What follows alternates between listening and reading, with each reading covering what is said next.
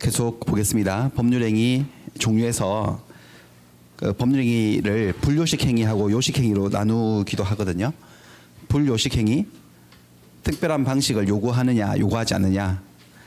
근데 일반적으로 우리의 고정관념으로는 법은 뭔가 딱딱하고 형식적이고 그렇기 때문에 요식성을 요구하는 것이 원칙인 것 같지만 반대입니다. 불요식이 원칙이고 요식은 예외입니다. 법률행위 방식의 자유라는 원칙이 있어요. 원리가 있는데 계약을 할 때는 그 방식이 자유로워요. 그럼 말로 하고 싶으면 구두로도 계약해도 되고 서면을 작성해도 되고 어떤 정해진 방식이 존재하진 않습니다. 계약은 의사가 합치만 되면 되기 때문에. 그래서 매매 계약은 다 불요식 계약이에요. 우리가 배우는 것들은 다 불요식 행위들이에요. 보세요.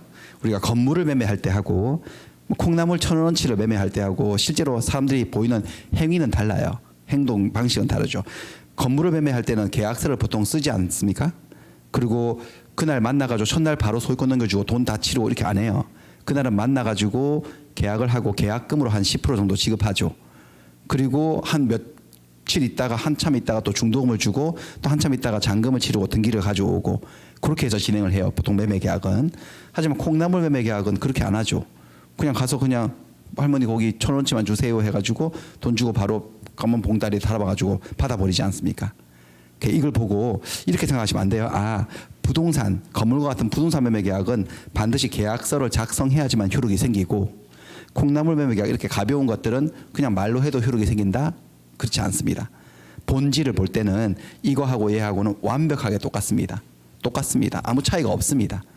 그러니까 거꾸로 해도 상관없습니다. 반대로 해도. 그냥 건물 매매 계약을 콩나물 매매 하듯이 그냥 돈 10억 들고 들어가가지고 10억 주고 바로 그날 바로 등기해버려도 됩니다. 그냥 바로 그날. 계약서도 안 써도 그만입니다.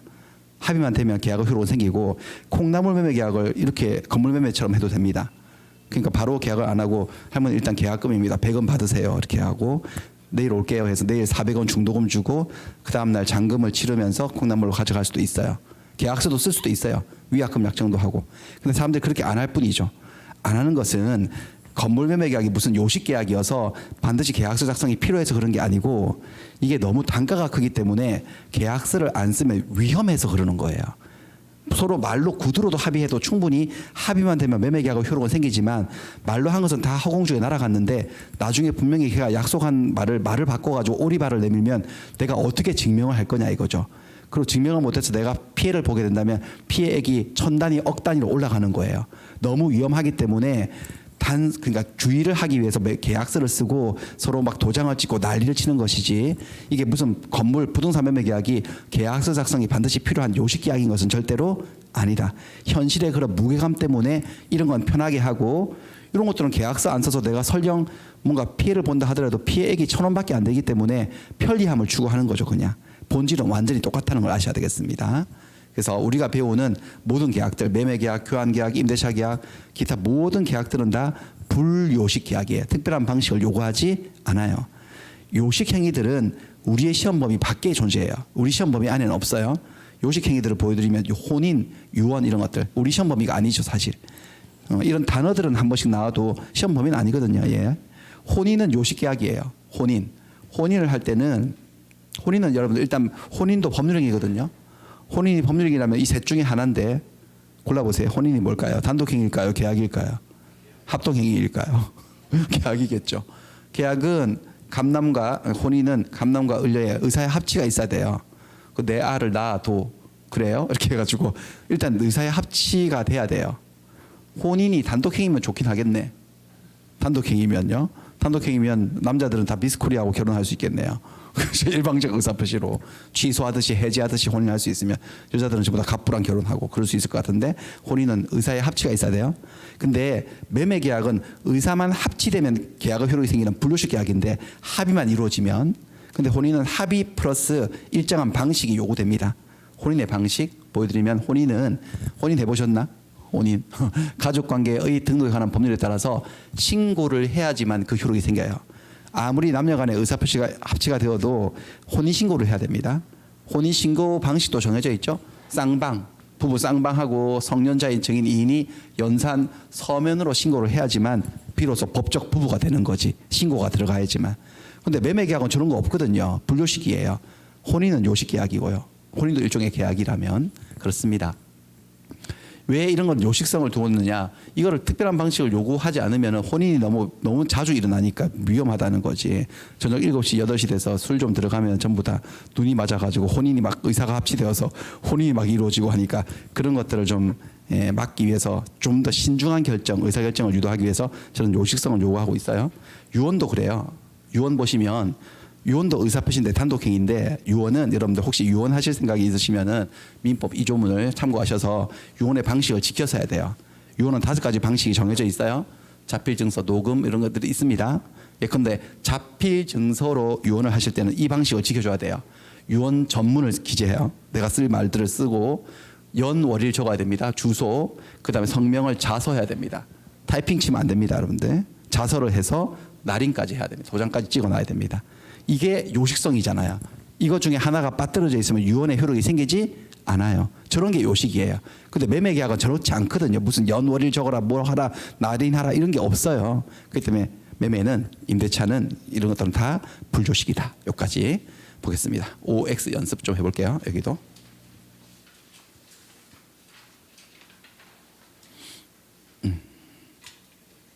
자, 1번.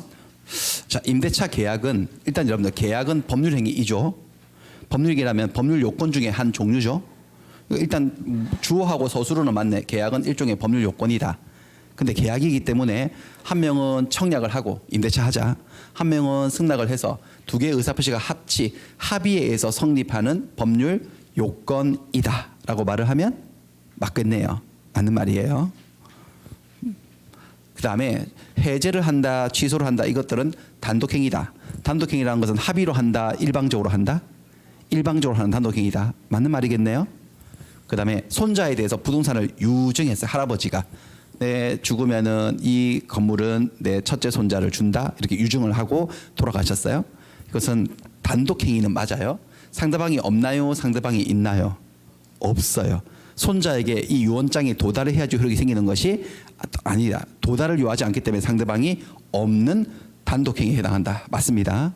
그다음 교환 계약, 내 갑의 토지하고 을의 건물을 바꾸는 교환 계약을 해요. 반드시 서면의 작성을 필요로 하지는 않는다. 맞죠? 요식이라는 거예요. 불요식이라는 거예요. 불요식이다라는 겁니다. 됐습니다. 자, 다시 돌아가겠습니다. 자, 그 다음에 이제 법률행위 요건으로 한번 가볼게요. 법률행위, 사람들이 이렇게 법률행위를 하는 이유는 권리 변동을 시키려고 하는 거겠죠. 법률행위 하는 목적은 바로 권리 변동이에요. 권리를 발생, 변경, 소멸시키기 위해서 법률행위를 하는 겁니다. 권리 변동은 다르게 표현하면 법률 효과를 발생시키기 위해서 하는 거예요. 근데 자, 법률행위 뭐 계약이라고 이해하시면 되겠어요. 계약을 하는 이유는 효과를 일으키기 위해서 하는 거예요.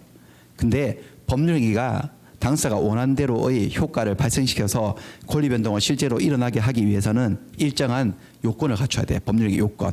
갖춰야 될 요건이 있는데 그 요건은 두 종류의 요건이 있어요. 하나는 성립 요건이고 또 하나는 효력 요건이라 그래요. 논리적으로 성립 요건부터 먼저 따지는데 성립 요건은 법률행위가 성립해서 법률행위로서 존재하기 위한 요건이에요. 이게 성립 요건이고 효력 요건은 성립 요건을 갖추어서 성립했다는 걸 전제로 해서 성립한 법률행위가 실제로 완전히 효력이 생겨서 당사가 원한 대로 권리 변동을 일으키기 위한 요건을 얘기합니다. 유효가 되기 위한 요건. 다른 말로 효력 요건은 유효 요건이라고 얘기를 해요.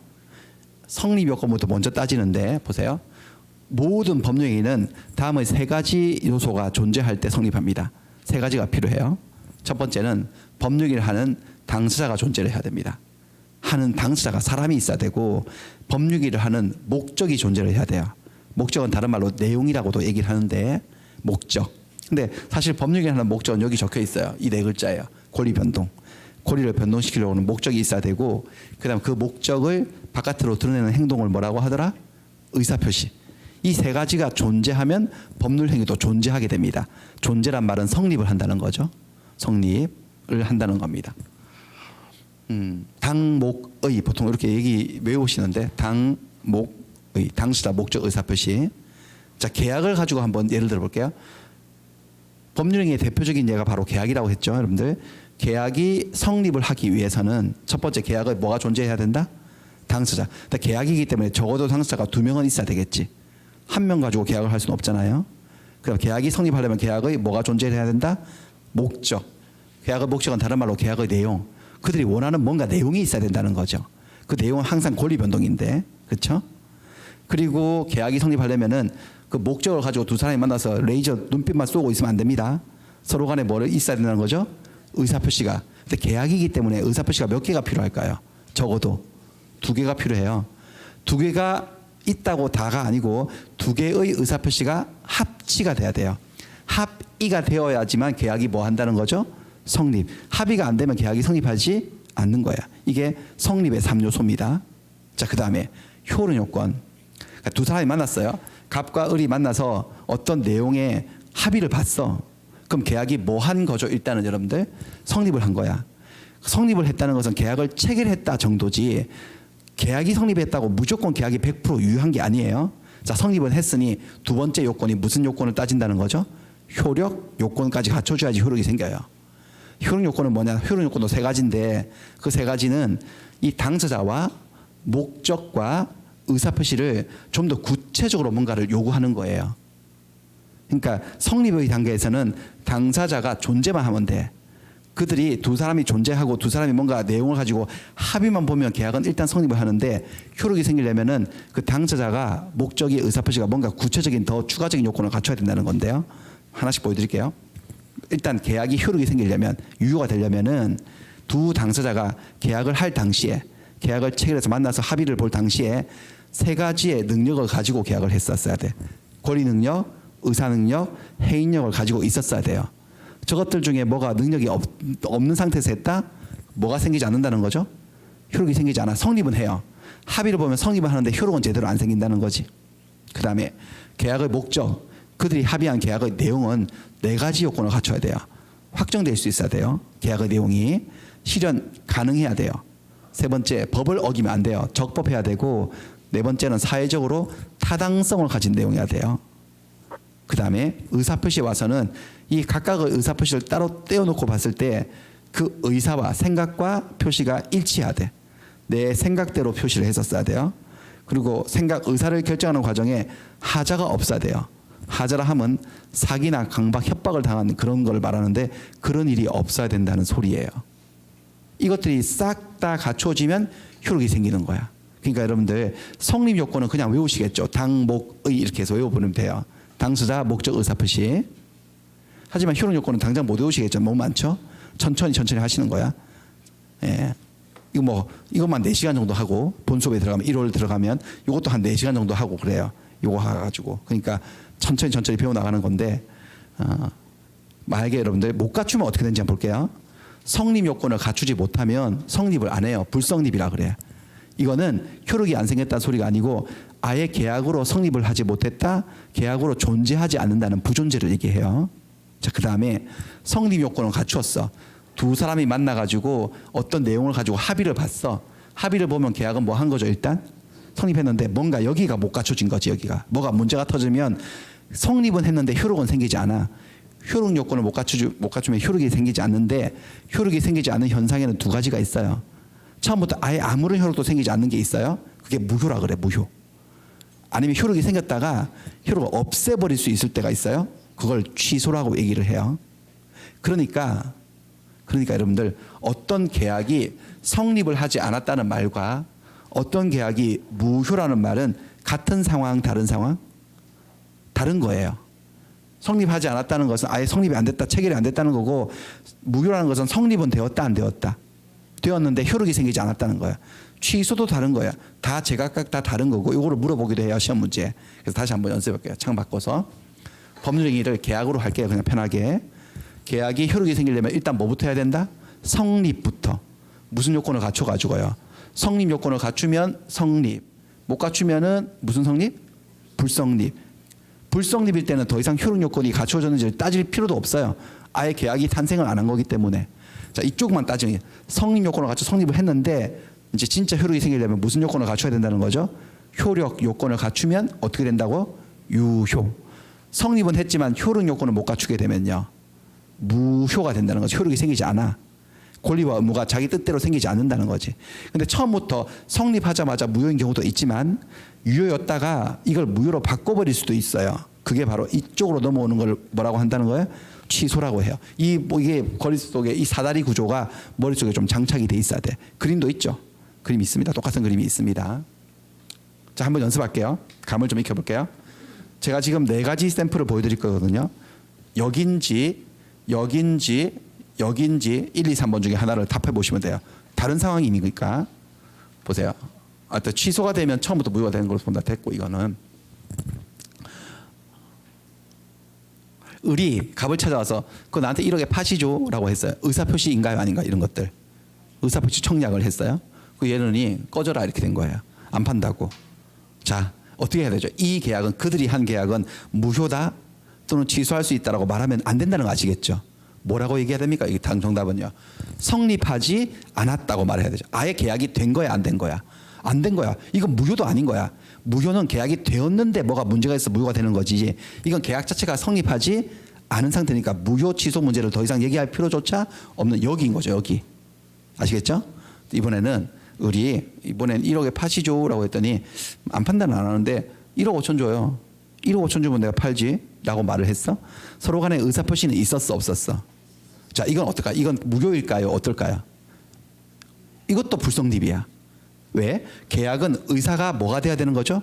합의가 돼야지 성립하는데 합의가 되었어, 안 되었어? 안 됐으니까 계약 자체가 안 된 거야. 이건 계약이 된 거다, 안 된 거다? 안 된 거를 뭐라 하죠, 여러분들? 불성립. 이건 무효라고 말하면 안 돼요, 여러분들. 무효도 아닌 거야. 이거는 무효는 뭐 했을 때 얘기죠, 여러분들? 성립. 자, 3번째로 갑니다. 1억에 파시죠라니까 좋습니다, 팔겠다고 한 거야. 그럼 합의가 되었어, 안 되었어? 당사자가 있지, 목적이 있지, 합의가 되었으니까 계약이 뭐 한 거죠? 드디어 성립인데 갔어, 얘 지금요. 얘 완전히. 이거 계약 무효예요. 왜냐하면 여기 보세요. 여기 처음처럼이에요. 5병이에요. 뭐 넘어져 있네. 갔어. 얘 완전히 필름 아웃이에요. 기억 못해. 지금 계약을 서명을 했는데 계약서에 다음날 기억 못할 상태예요. 이렇게 되면은 이 사람은 뭐라 하느냐? 이 사람은 제정신이다, 제정신 아니다. 제정신 아닌 것을 의사 능력이 없다라고 해요. 의사 능력이 없어요. 없어도 계약은 된긴 됐어, 안 됐어? 됐는데 성립을 했는데 의사 능력이 없어서 효력이 생기지 않는 무효예요. 이게 바로 이게 무효입니다. 여기 있어. 좀 이따 좀 더 할게요. 무효. 그 다음에 이건 뭐냐? 얘는 뭐 정신은 멀쩡한데 18이에요. 우리 민법상 여러분들 19세가 되어야지, 만 19세가 돼야지 성년이 되고 19세에 달하지 못하면 미성년자라 그래요. 우리 갑에게 그 집 팔래? 1억에? 라고 했더니 팔게요라고 된 거야. 합의가 되었다, 안 되었다? 그러니까 계약이, 갑과 을사 계약이 뭐 한 거죠? 성립했어요. 근데 이 계약은요, 계약은 효력도 생겨요. 생기지만 이 계약은 이제 결론적으로 취소할 수 있어요. 왜? 어리거든. 어려서 미성년자예요. 행위능력이 없어. 의사능력과 다른 개념인 행위능력이 제한되어 있는 제한능력자이기 때문에 제한능력자가 한 계약은 취소할 수 있다고 법에 나와 있거든요. 이 계약은 취소할 수 있고, 취소할 수 있다는 것은 일단 계약이 어떤 상태에 있다는 거죠. 지금 현재로서는 유효인 상태인데 뭐로 만들 수 있다는 거죠? 무효로 만들어 버릴 수 있다는 거예요. 그러니까 지금 이것들은 다 제각각 다른 상황인 겁니다. 이거 한번 판단해 볼까요? 그러면 OX 연습 한번 해볼까요? 자, 5번 문제인데 법률 행위가 효력 요건을 갖추지 못했다라고 말을 하는 것은 벌써 전제가 성립 요건을 갖췄다는 거야, 성립 요건을 못 갖췄다는 거야? 갖췄다는 거지. 그러니까 효력 요건을 따지겠지. 성립 요건을 못 갖췄으면 효력 요건을 갖췄는지를 따질 필요가 없으니까 일단 성립은 전제로 한 거예요. 그런데 효력 요건을 갖추지 않았다 하더라도 당사자가 의도한 효력이 발생한다라고 말을 하면 X죠. 효력 요건을 갖추지 못하면 효력이 제대로 생긴다, 안 생긴다? 안 생기죠. 근데 제대로 안 생기는 현상에는 2가지가 있어요. 처음부터 아예 안 생기는 걸 뭐라 한다고요? 무효. 생겼다가 다시 무효로 돌아갈 수 있는 것을 뭐라 한다? 취소. 원한대로 제대로 효과가 생기지 않는다. 무효 또는 취소가 된다라는 거니까 X입니다. 이 문장은. 그 다음에 6번은 뒤에 내용은 전혀 몰라도 한번 맞춰볼게요. 기지를 발휘해서 계약이 불성립했다면 이렇게 전제를 깔았네. 불성립이라니까 성립을 안 했다는 거죠. 그러면 무효나 취소의 문제가 생길 수가 없으니까 무효행위의 전환 이게 뭔지 모르겠어요. 무효행위의 주인 뭔지 모르겠지만은 이런 규정들이 적용되겠어요? 적용되지 않겠어요? 적용되지 않지. 일단 무효가 되려면 뭐가 돼야 되는 거죠? 성립은 되고 난 다음에 얘기니까 불성립했으면 무효나 취소 문제가 아예 생기지 않으니까 무효에 관한 규정들이 적용될 여지가 없다라는 거예요. 이거 뭔 얘기인지는 다음에 배우기로 하고 됐어요. 넘어갑니다. 그 다음에 그래서 지금부터 우리가 해야 될 것은 법률행위의 성립 요건은 됐어. 성립은 다 한 것을 전제로 해서 효력이 생기기 위한 요건들을 지금부터 배워볼게요. 효력 요건은 다시 이렇게 당사자의 권의 행, 목적의 확가 적사, 그 다음에 의사표시에 있어서 일치하고 하자가 없어야 된다. 이런 요건들이거든요. 이것들을 싹 다 갖춰야지 효력이 생겨요. 그러면 야, 뭐 계약이 효력이 생기는 거 되게 어렵겠네. 이걸 어떻게 다 갖추냐? 근데 여러분들 이게 우리가 이걸 자꾸 이상한 현상들을 배워서 법에서 그런 거지 계약을 하면 여러분 갑과 을이 만나서 계약을 하면 이것들이 다 갖추어지는 게 보통일까요? 안 갖추는 게 보통일까요? 갖추어지는 게 99%예요. 저걸 못 갖추는 경우는 정말 이례적인 경우이기 때문에 그 사고난 것들을 우리가 배우는 게 법률 문제인데 거의 보통 때는 다 갖추어집니다. 근데 하나하나 따져보겠는데 제일 먼저 당사부터 시작을 할 건데요. 근데 법률행위 당사자 제목을 바꿀게요. 당사자 계약이 갑과 을이 계약을 했을 때 그 계약이 효력이 생기려면은 갑과 을은 계약할 때 뭐가 있어야 된다고요? 한번 발음을 해보시죠. 권리 능력, 의사 능력, 행위능력이란 세 가지 능력을 가진 상태에서 계약을 해야 돼. 그래야지 효력이 생겨. 저것 중에 한 능력이라도 없으면은 아예 뭐이거나 뭐가 된다는 거죠. 무효가 되거나 또는 취소할 수 있게 된다는 거지. 이제 저것들인데 여기 결정적으로 여러분들 시험 범위가 아니야. 아까 제가 말씀드렸죠. 권리의 주체, 당사 파트는 시험 범위가 아니라고. 아니지만 여러분들 여기에 17페이지죠. 17페이지 내용인데 시험 범위는 아니에요. 아닌데 이거가 계속 당연히 아는 것을 전제로 해서 막 책이 서술되고 하기 때문에 모르면 답답해요. 그래서 가볍게 아주 간단하게 자세히 물어보진 않아요. 이 내용을 간단하게 하겠습니다. 제가 먼저 권리 능력부터 시작할게요. 권리 능력은 뭐냐? 권리자가 될 수 있는 능력, 자격을 얘기해요. 권리와 의무의 주체가 될 수 있는 능력을 말하는데 이게 무슨 권자, 소유권자, 저당권자, 채권자 이런 권리자가 될 수 있는 능력을 권리 능력이라고 하는데 결론은 아주 간단합니다. 모든 사람은 다 권리 능력을 가지고 있어요. 사람이라면. 다만 민법의 사람에는 두 종류의 사람이 있으니 우리처럼 눈, 코, 입 달려있는 자연인이 있고 그 다음에 법인도 있어요. 법이 만들어 온 사람이 있어요. 이거 자연인이죠. 우리 같은 사람 법인이에요. 국민은행, 메트라이프, 대한통운, 메가랜드, 주식회사들 얘들도 사람이에요. 법적으로. 얘들도 계약을 할 능력이 있다는 거예요? 없어요? 있다는 거예요. 권리를 가질 수 있습니다. 한번 보여드릴게요. 3조 사람은 생존한 동안 권리와 의무의 주체가 된다. 권리 능력을 가진다는 거죠. 생존 얘기하고 있으니까 이 사람은 어떤 사람일까? 자연인일까? 법인일까? 자연인, 우리처럼 살아있는 동안만 권리와 의무의 주체, 권리 능력을 가져요. 그럼 사람이 죽어버리면요. 호흡이 딱 멈추고 죽어버리면 권리 능력이 없어져서 그 사람이 갖고 있던 권리와 의무는 포괄승계 되는 거죠. 상속이 일어나서요. 그 다음에 법인도, 이런 법인들도 법이 정한 범위 내에서 일정 목적 범위 내에서 권리와 의무의 주체가 된다. 법인도 무슨 능력을 가진다는 거예요? 권리 능력을 가지니까 결국은 어려운 거 아니고 자, 얘하고 얘는 법률행위를 할 능력이 있다는 거죠. 계약을 해서 권리를 가질 자격이 있어요. 그래서 계약을 하게 되면 자연인과 법인이 계약을 하게 되면 계약은 효력이 생길 수 있다는 겁니다. 그 말을 반대로 얘기해 볼까요? 갑하고 을이 만나서 계약했는데 갑이나 을 중에 한 명이 자연인도 아니고 법인도 아니야.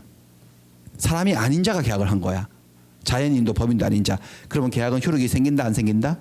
안 생긴다. 무효다. 왜냐하면 자연인이나 법인이 아니면 권리를 가질 자격이 없기 때문에 효력이 생길 수 없다는 거예요. 간단한 얘기죠 그냥. 혹시 귀신하고 계약하면요. 계약 무효입니다. 왜요? 귀신은 무슨 능력이 없기 때문이죠 여러분들. 권리 능력이 없어서 계약 무효입니다. 귀신하고 계약하시면 안 됩니다 여러분들. 귀신이 있나? 모르지만. 그 다음에는 의사능력, 두 번째 능력. 자, 여기 두 번째 의사능력하고 행위력은 이제 자연인들에서만 쓰는 개념이에요. 법인에서는 저런 얘기를 안 해요. 자연인에서 쓰는 건데 의사능력이 있어야 됩니다. 의사능력은 뭐냐면은 제정신이고요. 그냥 제정신 이렇게 자기가 어떤 행위를 하게 되면 그 행위가 어떤 의미를 가지는지 내가 이런 행위를 하면 그 결과가 어떻게 되는지 그것을 예측해서 정상적으로 의사결정을 할 수 있는 능력을 의사능력이라고 얘기를 합니다. 그런 지능을 얘기하는 거예요. 정신적 능력을 얘기하는 겁니다. 이런 능력이 없는 자를 뭐라고 하느냐? 의사무능력자라 그래요. 무자로 중간에 넣어서 불러요. 의사무능력자라고 얘기를 합니다.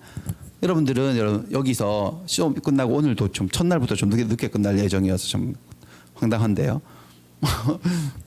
빨리빨리 내려가 1층까지 도달하고 싶으시면은 엘리베이터보다는 여기서 뛰어내리면 훨씬 더 빨리 내려갈 수 있습니다만은 뛰어내리는 행동을 하지 않죠. 왜요? 여러분들이 뛰어내리는 행동을 하게 되면 결과가 참혹하다는 것을 예측할 수 있는 능력이 있어 없어요? 있으니까 안 뛰어내리죠. 여러분들은 무슨 능력을 가지고 있는 거죠? 의사 능력을 가지고 있기 때문에 여러분들이 계약하면 멀쩡히 효력이 생겨요. 근데 이런 게 없는 애들이 있어요. 교과서마다 몰려다니는 애들이 좀 있습니다. 이렇게 되게 어린 유아. 얘들은 슈퍼맨 영화 같은 거 보면 빨간 보자기 쓰고 높은 데서 뛰어내다가 다리 분질러 버리죠. 의사 능력이 없거든. 너무 어린 애들은. 그 다음에 여기 꽃 꽂았네. 끝났어요. 꽃 꽂아서 정신병자예요. 그분이 들어오신 상태거든. 그럼 제정신 아니지. 아니면 보통 때는 멀쩡한데 만취 상태에 있는 애예요. 필름 아웃돼 있는 거. 기억도 못하는 거예요. 다음날 자기가 했던 것을. 이런 사람들은 무슨 능력이 없다는 거죠. 정상적인 의사 결정 능력이 없으니까 이런 사람들이 계약을 했다고 상상을 해보세요. 저 어린아이가 집을 가지고는 있을 수 있지만 그거 가지고 토지 매매 계약을 하고 건물 매매 계약을 했다. 아니면 이런 정신병자가 아니면 만취 상태에서 계약을 했다면 이 계약은 효력이 생긴다 안 생긴다? 안 생긴다. 권리와 의무가 생기지 않아요. 안아야 되겠지. 왜냐하면 이 계약이라고 하는 것은 자기가 의사결정을 해서 자기 의사대로 권리도 취득하고 의무도 부담하는 건데 얘들은 자기 생각을 결정할 능력이 없는 애들이기 때문에 얘들이 계약했다고 그들에게 의무를 부담시키고 그럴 수는 없거든. 계약 무효다. 그러니까 적어도 계약을 하려면 제정신이어야 한다는 거죠. 의사능력은 있어야 된다. 실제 사건을 한번 보여드리자면 이 애가 있었어요. 얘가 은행 가서요. 돈을 빌려요. 5천만 원을 빌려요. 돈 빌리는 계약이 금전 소비자 계약이에요. 자기 집에 저당권도 설정해주고 했어요. 근데 이 상태가 좀 약간 근데 남자 같습니까? 여자 같습니까? 남자입니다. 남자인데 샤넬 백 들고 이렇게 호호. 그래가지고 여기 가가지고 언니 이렇게 말해서 돈 좀 빌려줘 봐봐 이렇게 은행 가가지고 돈도 엄청 빌려달라고 해가지고 이 돈 갚을 능력이 있냐고 지금 아니 근데 고객님 이게 이렇게 많은 돈을 담보는 있지만 이게 되겠습니까? 라고 했더니 갑이 뭐라고 했느냐 이렇게 말했어요. I'm 실대예요. 갚을 수 있다고 막 그러는 거예요. 약간 갔네? 갔어요. 그래가지고 돈을 빌렸는데 이게 실제 사건인데 나중은 지어낸 얘기지만 이거 보세요. 이 책 그대로 옮겨놓은 건데 의사 능력이란 자신의 행위의 의미나 결과를 정상적인 정신 능력으로 판단할 수 있는 지능을 얘기한다. 근데 원고 이 사람이 원고였어. 소를 제기했나 봐요. 나중에 계약이 무효라고 은행을 방문해서 5천만 원을 빌려요. 대출받고 금전, 소비대차, 약정서, 근저당권 설정 계약서에 날인까지 했으면 계약은 성립은 했나요? 안 했나요? 어떻게 생각하세요? 성립했죠. 계약 체결된 거야. 정신이 있고 없고를 떠나서 성립했다. 근데 원고가 나중에 재판이 열려가지고 보니까 감정을 해보니까 지능지수가 낮아가지고 정규 교육을 받지 못한 채 그러니까 초등학교 졸업도 못했어요. 얘가 살아왔고 감정을 해보니까 지능 IQ가 73이 나온 거야.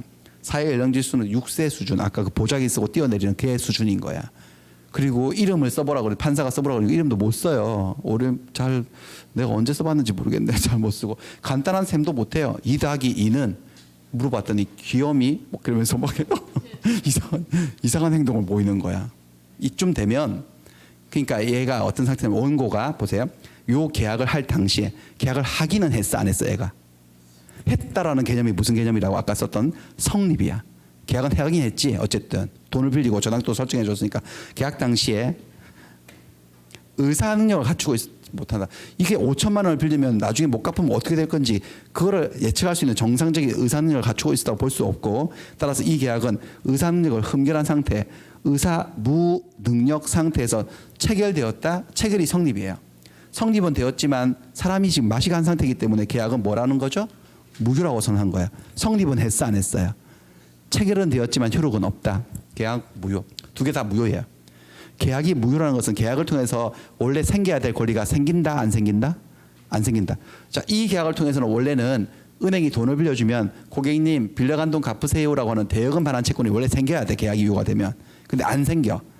고객님 빌려간 돈 5천만 원 갚으세요라고 대여금 반환 청구권 채권이 생기지 않아. 계약 무효이기 때문에. 저당권 설정 계약을 하고 등기를 해도 저당권이 생기지 않아. 그러니까 빌려간 돈 갚으세요라고 못해요. 은행은. 그럼 못 갚으면은 원래 저당권이 있으면 저당권 실행 들어가서 경매 들어가야 되는데 경매도 못해. 다 꽝이야 저거. 그러니까 계약상의 권리들은 다 나가리 된 거고 무효가 된 거고, 단지 계약이 무효이기 때문에 이 돈을 사실 받아서는 안 되는데 받았기 때문에 부당이득이라는 법리가 있어요. 부당이득 반환 청구를 통해서 그 돈을 돌려달라고 할 수는 있어 은행은. 하지만 그것도 다 못 돌려받게 되는 사태가 생길 수 있어. 저기 다 써버리고 이러면 제가 또 그렇습니다. 그래서 심각하죠 이게 지금. 그러니까 아마 이 대출해줬던 직원은 좀 징계 먹을 것 같은데요. 사람을 그렇게 잘 모르냐 이렇게 해서 징계를 먹을 것 같은데 아무튼 그렇습니다. 그런데 여러분들 이게 의사 능력이 있고 없고는 이게 좀 그러니까 되게 의사 능력이 없는 사람들을 보호하는 거 좋은데, 계약 무효로 해서 어떤 의무를 부담해서 해방시켜 주는 건 좋은데 위험하죠. 왜냐하면 이게 딱 표가 안 나거든요. 그리고 객관적이고 획일적인 기준이 없어요. 그때그때 달라요예요. 좀 제가 지금 의사 능력이 있는 것 같습니까? 없는 것 같습니까? 저 지금 현재 있는 것 같이 멀쩡해 보이죠. 의사 능력이 알 수 없지, 알 수 없지만 의사 능력이 있습니다.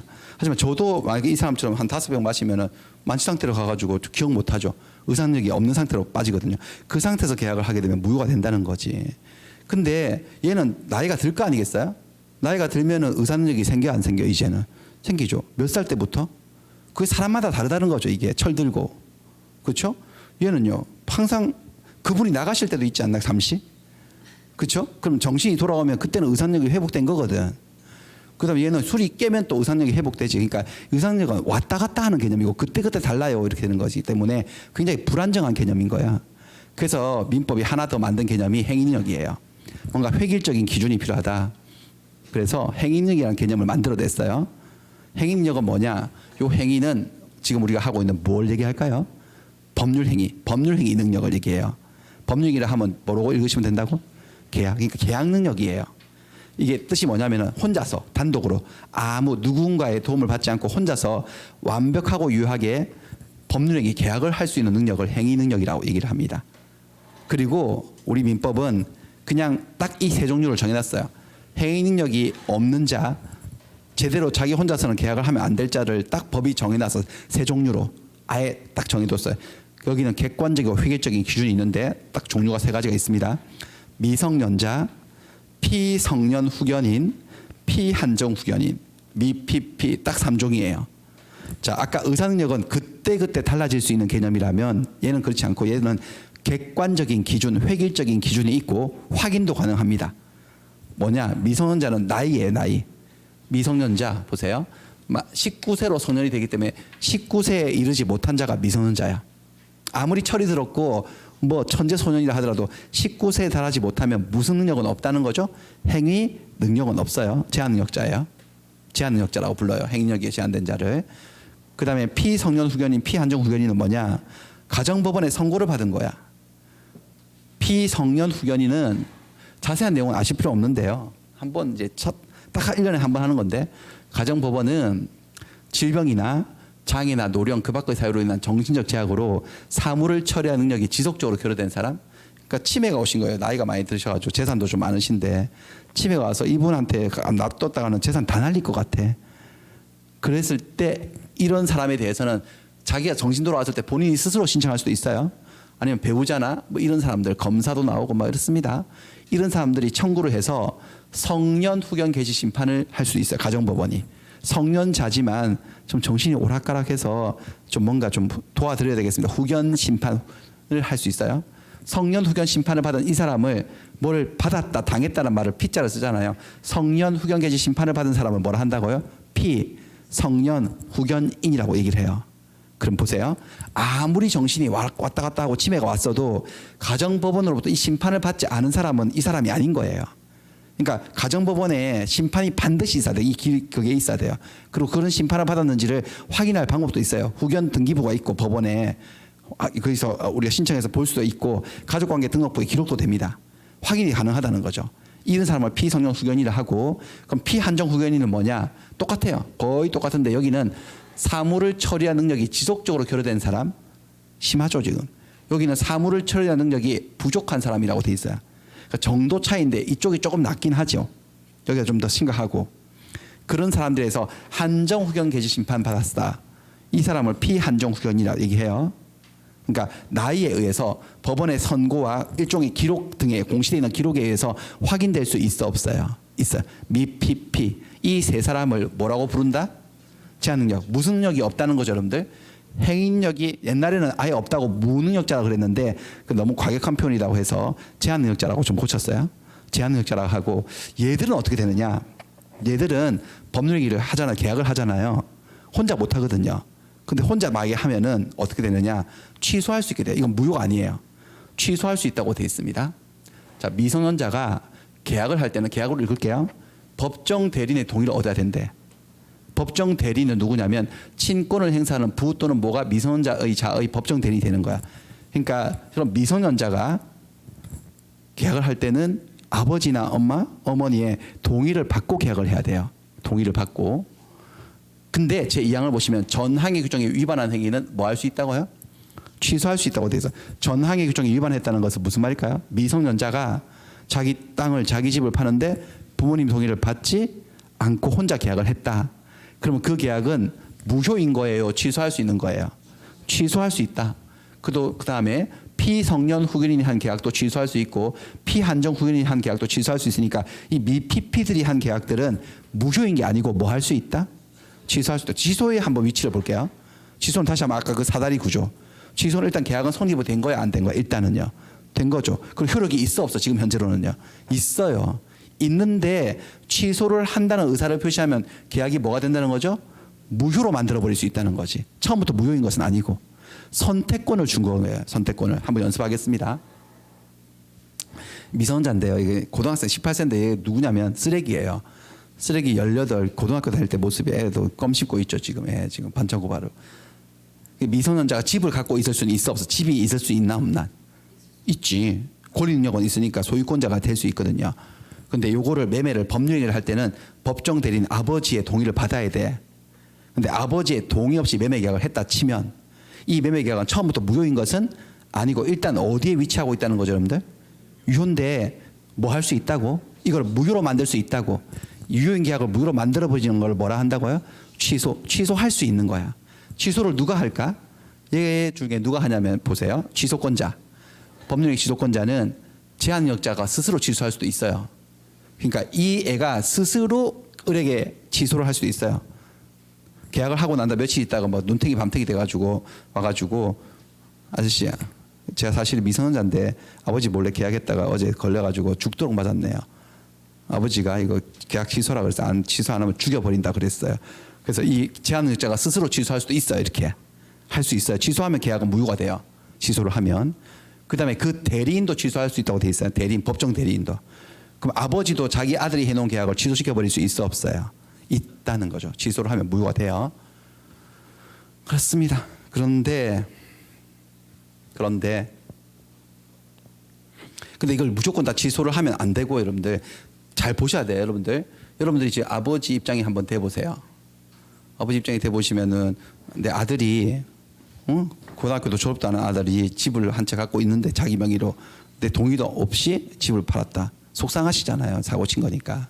속상하시더라도 계약의 내용을 잘 봐가지고 취소할지 말지를 결정해야 돼. 취소할 수 있다예요? 해야 한다예요? 할 수 있다. 안 해도 되거든. 다른 선택도 가능해요. 그러니까 잘 보셔야 되는데 매매 계약을 보니까 이게 집이 3억짜리 건물이야. 3억짜리 건물을 1억에 팔아놨네. 어떻게 해야 되겠어요? 아버지로서 이 계약을 취소를 해야 되겠어? 안 해야 되겠어? 해야 되죠. 계약 취소시켜야지. 애는요? 애도 취소시켜버려야 돼요. 그렇습니다. 애를 취소시켜야지. 이렇게. 맞았어요. 엄청.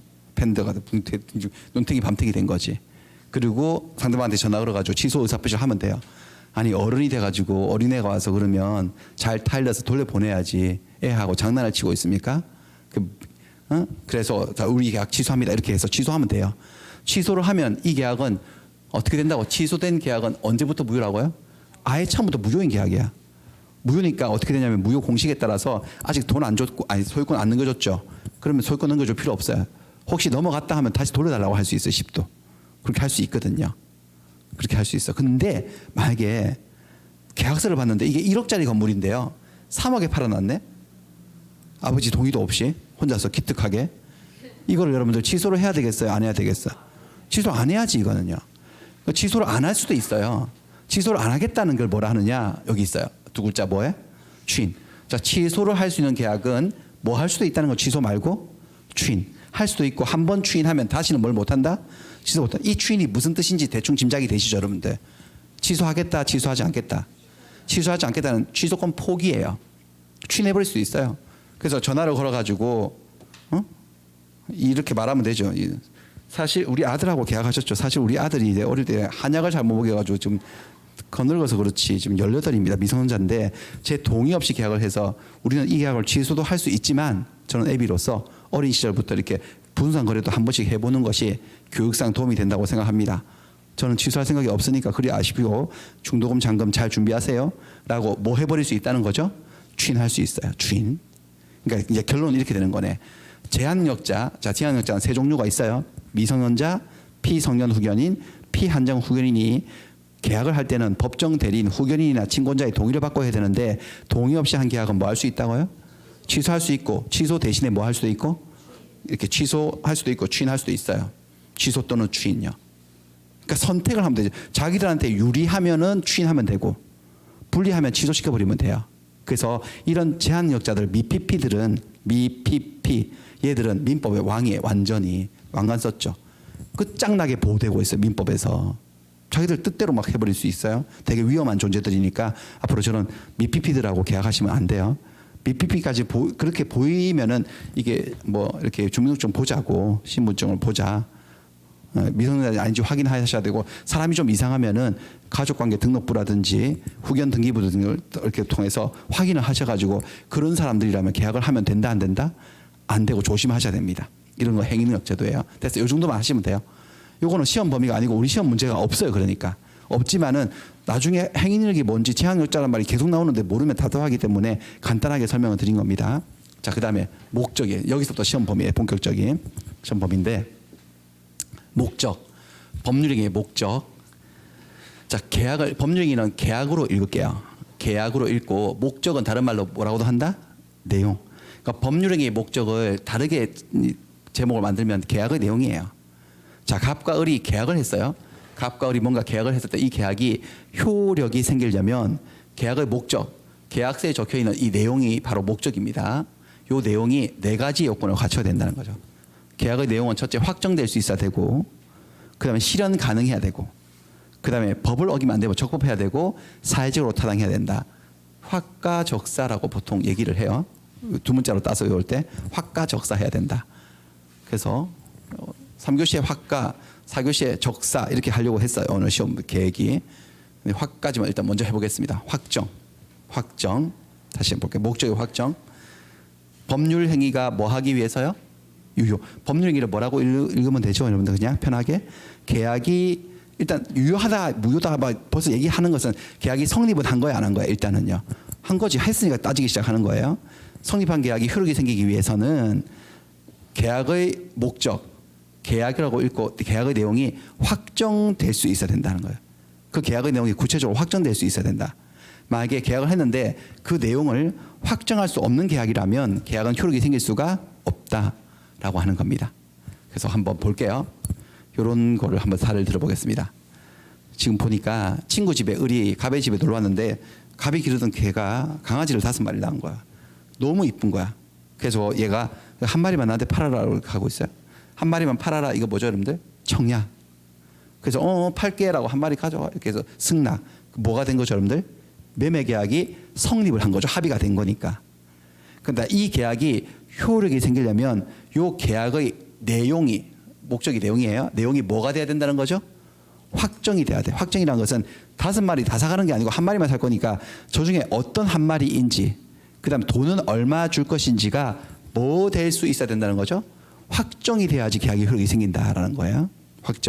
확정될 수 있어야 되는데 얘들이 좀 계약을 이상하게 했는데 일단 매매 계약을 보겠습니다. 매매는 당사자 일방이 재산권을 이전할 것을 약정하고 상대방은 대금을 지급할 것을 약정함으로써 효력이 생기는 거니까 매매 계약의 내용 목적은 재산권을 이전하고 대금을 지급하는 거니 매매 계약이 효력이 생기려면 어떤 재산권을 이 5마리 중에 어떤 강아지의 소유권을 넘겨줄 것이고 대금은 얼마를 지급할 것인지가 확정돼야 된다는 거야.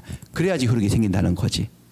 다만 그 확정 시기가 문제인데 지금 갓 태어난 새끼들이기 때문에 오늘 당장 가져갈 수는 없어. 어미 젖을 먹어야 돼. 좀 커야 되기 때문에. 그래서 오늘은 계약만 했어요. 계약만 하고 한 달 후에 다시 와서 이렇게 제가 계약을 했어요. 애들이. 한 달 후에 다시 와서 을은 가장 거시기한 강아지를 가져가겠대. 그리고 갑이 섭섭지 않게 대금을 지급하기로 그렇게 계약을 한 거야. 자, 매매 계약을 저런 식으로 하게 되면 매매 계약은 무효가 된다라는 겁니다. 지금 이 얘기가. 왜요? 왜 무효가 될까요? 계약의 내용이 뭐 될 수 없기 때문이죠. 확정되지 않기 때문이죠. 한 달 후에 왔어요. 한 달 후에 와가지고 우리 요 강아지를 가져가려고 했더니 갑이 잠깐만 왜 그놈을 가져가? 이러는 거야. 그랬더니 을이 얘? 얘가 가장 거시기한데? 라고 했더니 뭐가 걔는 거시기하지 않고 얘가 거시기하네. 그래서 거시기 가지고 싸워요. 거시기하다는 게 도대체 뭔지 확정이 될 수 없지. 그리고 돈을 얼마 줬더니 얘가 갑이 섭섭하다 그러네. 섭섭지 않게 주기로 했는데 섭섭하다 그래. 섭섭지 않은 돈이 뭐예요? 도대체 얼마예요? 그러니까 저렇게 계약의 목적물을 거시기한 강아지, 매매 대금을 섭섭지 않은 대금 이렇게 해버리면은 계약의 내용이 확정될 수가 없어요. 저런 계약은 해봤자 효력이 생긴다 안 생긴다? 안 생겨요. 효력이 안 생긴다는 것은 권리와 의무가 생기지 않아서 얘는 거시기한 강아지를 가져갈 권리가 생긴다 안 생긴다? 안 생긴다. 그러는 거예요. 섭섭지 않게 대금을 줄 의무도 생기지 않는다는 거죠. 그러니까 계약을 이런 식으로 하지 말라는 거죠. 이 계약은 어떻게 보입니까, 여러분들? 비슷한데 한 달 후에 저울을 가져오겠대. 그래서 5마리를 다 무게를 달아가지고 제일 무거운 강아지를 가져가겠대. 대금은요, 키로당 10만 원 쳐주겠대요. 2kg면 20만 원이고요. 2.5kg면 25만 원 주겠다는 거지. 약간 수산물 시장 노량진인데 여기는. 자, 이거는 여러분들 이야기하고 같아 달라 질이 완전 다르지. 이건 계약 효력이 생길까 안 생길까? 생기죠. 왜냐하면 이것은 확정될 수 있어요 없어요? 있죠. 저울에 재보면 되지. 한 마리 나오지. 그거 제일 무거운 거. 금액도 정확하게 나오지. 무슨 말인지 아시겠죠? 이거는 확정조차 될 수 없고 이거는 확정될 수 있지. 근데 여기 또 하나의 논점이 있어요. 이게 지금 해당 페이지면 18페이지 보세요. 지금 우리가 하고 있는 게 법률이가 유효가 되려면 법률의 목적이 뭐가 돼야 된다? 확정될 수 있어야 된다. 근데 이 말이 확정될 수 있어야 된다는 소리지 계약을 할 때 이미 확정되어 있어야 한다는 소리는 아니에요. 그러니 계약의 확정 시기가 문제인데 목적의 확정 시기 반드시 계약이 성립할 당시 계약한 그날 10월 1일 날 계약했다 치면 그날 확정되어 있을 필요는 없고 목적을 실현할 때까지 즉 이행일까지만 확정되면 충분하다는 거지. 그럼 보세요. 오늘 계약을 한 날이 10월 1일이라고 할게요. 10월 1일. 그리고 한 달 후니까 10월 31일 날 다시 오는 거야. 그럼 10월 1일 날 계약이 성립할 때 성립한 이날 5마리 중에 어느 한 마리인지 확정된 건 아니지. 돈도 얼마 줄지 확정된 건 아니죠. 하지만 31일이 되면 확정될 수 있는 방법과 기준은 정해져 있어 안 정해져 있어? 정해져 있으면 이런 계약은 효력이 생긴다 안 생긴다? 생긴다는 겁니다. 매매의 목적물과 매매 대금은 반드시 계약 체결이 이퀄 성립이에요. 성립 당시 그날 바로 구체적으로 확정되어 있어야 하는 것은 아니고 이를 사후에라도 나중에라도 확정할 수 있는 방법과 기준만 정해져 있으면 충분히 계약은 효력이 생길 수가 있다는 거지. 그런데 얘는 확정 기준이라고 말할 수도 없지 않냐. 그조차 인정이 안 되기 때문에 계약은 효력이 생기지 않는다는 그런 소리가 되겠습니다. 문제 한번 볼게요. 문제 한 문제밖에 없어요. 여기는 7번 문제. 매매계약 체결 당시라고 해서 체결을 바로 바꿔보세요. 뭐죠? 성립이죠. 성립 당시에 목적물과 대금 어떤 강아지인지 얼마 줄 것인지 그날 구체적으로 확정되지 않았다면 사후에 나중에 구체적으로 확정할 수 있는 방법과 기준이 정해져 있다 하더라도 계약의 성립을 인정할 수 없다라고 말을 하면 X죠. 계약 성립이 인정된다 안 된다? 되고 효력도 생길 수가 있다는 거니까 요거 하나의 논점을 갖고 있습니다. 자, 그다음에는 확가적사의 가조. 잠깐 여기서 브레이크 했다가요. 여기서 브레이크 하는 게 낫겠습니다. 세 가지를 쭉 가서 하겠습니다. 조금만 쉬었다가 바로 들어가겠습니다. 예. 지금 끝나는 게 아니고요, 여러분들. 원래 끝나는 시간이 2시거든요, 민법은. 근데 원래 여러분 다음 주에 오셔도 이제는 민법은 한 2시 10분, 2시 15분 요 정도에 끝난다고 하시고 오늘은 원장님이 약간 OT를 쓰신다고 하셨기 때문에 이 조금 더 약간 늦게 2시 한 20분 정도에 끝날 그럴 것 같습니다. 다른 과목들은 이렇게 끝나는 게 없으니까 뭐 너무 걱정하지 마시고 저만 이릅니다. 그러니까 어쩔 수 없어요. 민법이 너무 양이 많아서. 예. 조금만 쉬었다가 나머지 할게요. 예.